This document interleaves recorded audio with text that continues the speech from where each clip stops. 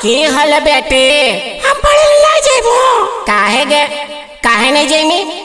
देखी ना जब से बिटुआ छौड़ा भागलो ना तब से रोज दिन हमरा से फोन नंबर मांगो रोज। काहे गे की बात है? तले सुन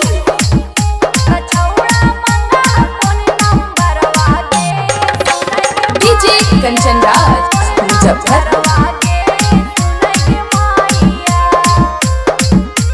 मां शीतला रिकॉर्डिंग स्टूडियो बिहार शरीफ। हेगे पढ़े न जइबो जमुई कोचिंगवा करा हो सबे लफरवा गे सुनै गे माईया। पढ़े न जइबो जमुई कोचिंगवा करा हो सबे लफरवा गे सुनै गे माईया।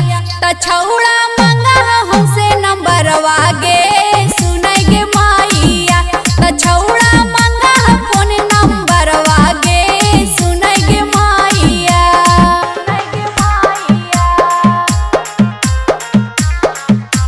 DJ Kanchan Raj Muzaffar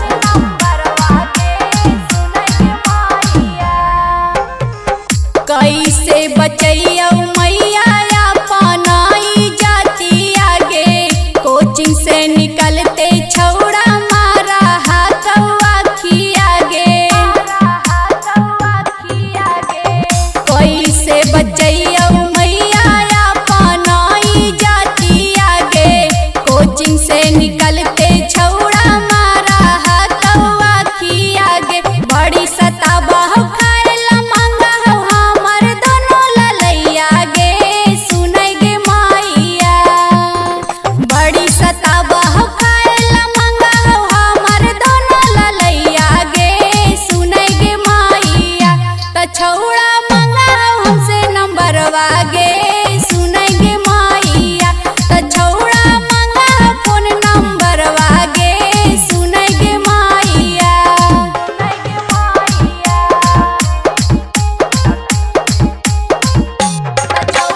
DJ Kanchan Raj